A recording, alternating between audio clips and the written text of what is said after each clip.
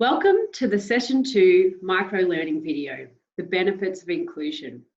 In this video, I will discuss the benefits on inclusion in schools and ask you to think about segregation in your own school and what that might look like. So let's dive in. A frequent question I'm asked when it comes to inclusion is who, if anyone, benefits from inclusion. A friend of mine who has autism once said to me that the world is diverse, so too should be the classroom. In just this one sentence, we can get an insight as to why our schools need to be inclusive. Everyone benefits. Yes, really, truly, everyone benefits from inclusion. Let's explore a few specific benefits. For students with disabilities, being in a general education classroom leads to higher expectations academically and behaviourally. All kids perform better with higher expectations. This leads to higher levels of learning and skill development through watching their peers and learning how to meet those same standards. Students without disabilities also benefit from inclusive classrooms. Inclusion normalises disability, showing youth that different does not mean scary or bad or negative. This prepares students for inclusive communities and workplaces. Students without disabilities can also develop higher levels of learning and skill development by offering peer support and peer teaching. What better way to cement knowledge and skills than by teaching others? And for all students, inclusion fosters friendships, normalises differences, and increases positive social interactions with students who are different than themselves.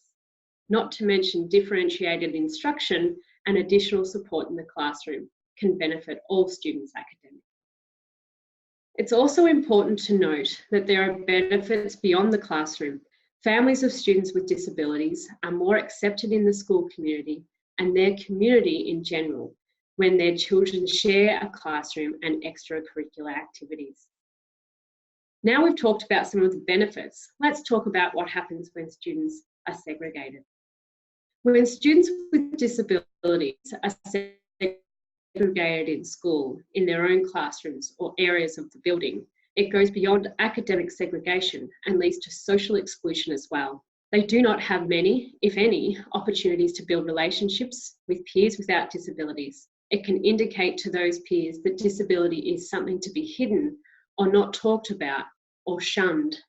These attitudes can persist into adulthood and into society at large.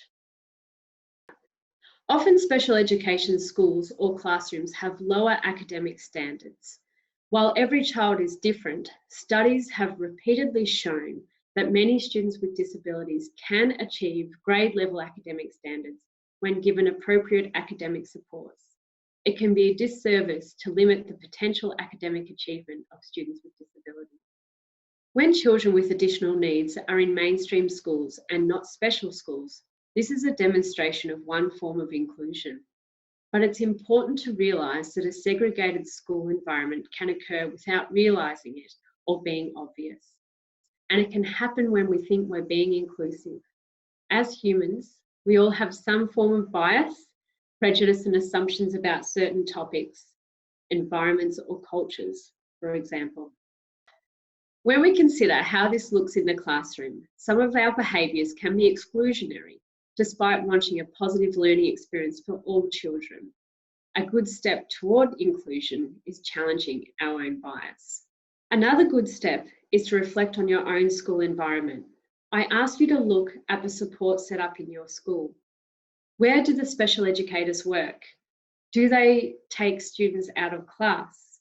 Do they sit in the class? Where is the classroom for further support?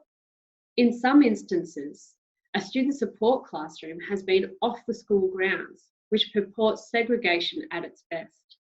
When I have spoken to students about being taken out of class, they didn't like it as it was highlighting that they weren't able to do something that their peers could. It's also important to be aware of the barriers to inclusion.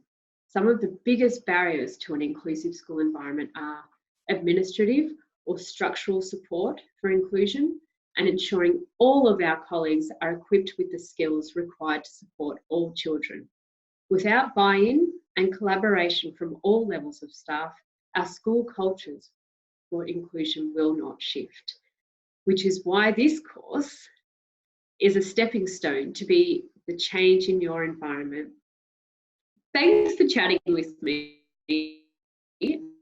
about the benefits of inclusion. You'll now need to take a short quiz to receive credit for this part of the session.